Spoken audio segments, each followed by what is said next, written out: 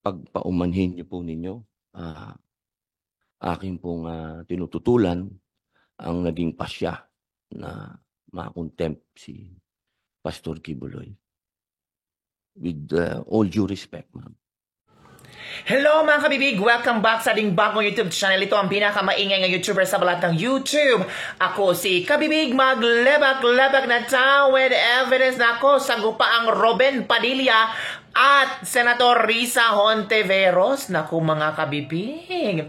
Naku, tinutulan ni Senator Robin Padilla ang pag-contempt ni Risa Hontiveros kay Pastor Apollo Kibuloy. Naku, sagupaan talaga kabibig. Ipagpaumanhin po ninyo. Akin pong tinutulan ang naging pasya na ma-contempt si Pastor Kibuloy. With all due respect, yan ang pag-object citing Kibuloy in contempt ni Senador Robin Padilla. Very confident naman si Risa Hontiveros na ang mga senador ay papaboran siya. Senator Risa Hontiveros nag-appeal sa 14 members, ang 14 na members of the Senate Committee on Women to support her contempt against Pastor Apollo Kibuloy. After na si Robin Padilla ay nag-oppose sa pag-contempt ni Risa Hontiveros kay Pastor Kibuloy.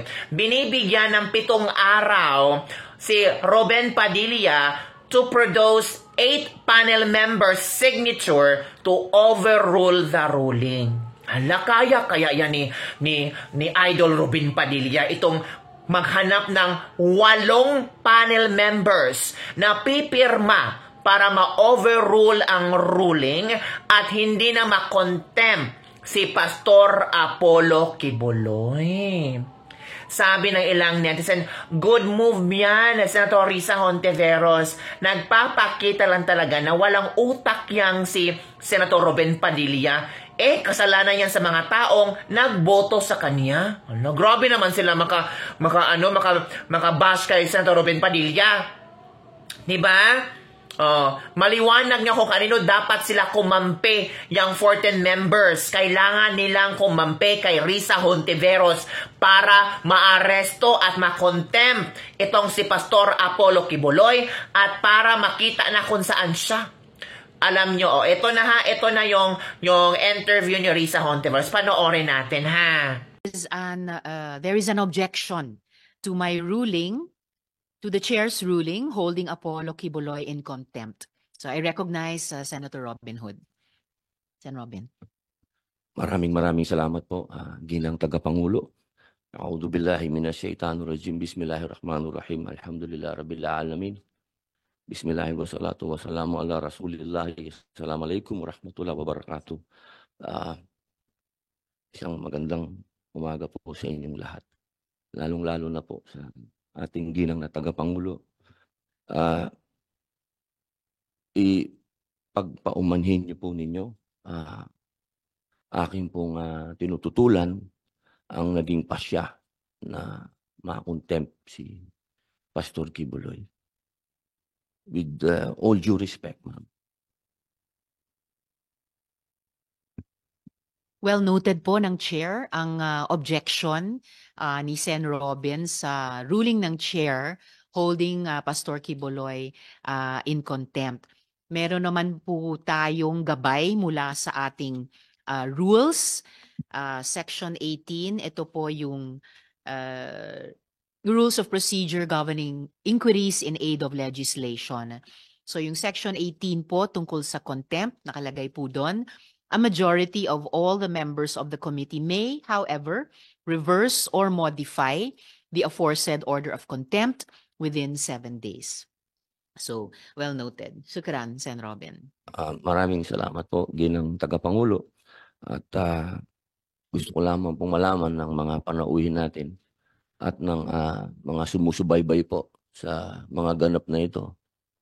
Ang akin pong mga kadahilanan para humingi ng ng pagpapakumbaba at ang karapatan ng pag-object, ang hindi pagsang-ayon. napag-usapan po namin ito ng mahal na senadora na aking pong ginagalang, sinasaluduhan at palagi ang nagpupugay sa kanyang mga ipinaglalaban. At ito ang mga komento ng ating mga netizen. Sari-sari talagang komento ang mga netizen. There are 7 members of the committee, sabi ni Jason Sa. Senator Padilla needs to have 3 more senators to dilute the whims and caprice of Senator Risa Hontiveros' ruling to cite in contempt Pastor Quiboloy. Under the rules of the Senate, simple majority of the committee members can reject the ruling of the chair. But wait, how can she rule when no motion was raised and seconded? Kasi mag-isa lamang si Hontiveros. Isn't that irregular from the very start? Hala! May nakitang, anong tawag dito? Isang mali si Jason Sa. Tama din si Jason Sa, no? But wait, how can she rule when no motion was raised and seconded? Kasi mag-isa lamang si Hontiveros. Isn't that irregular from the very start? Nako, may napansin na. May napansin na buslot pala. May napansin na medyo kakaiba ang nangyari ngayon. Ito ang mga naging komento ng ating mga netizen. Idol Robin Padilla, isa kang tunay na lingkod ng bayan. Buti naman na may pakinabang si Robin Padilla ngayon. Napuna ko sa hearing si Hontiveros, although di ko pinanood ng buo, walang ibang senator na present doon except Robin Padilla.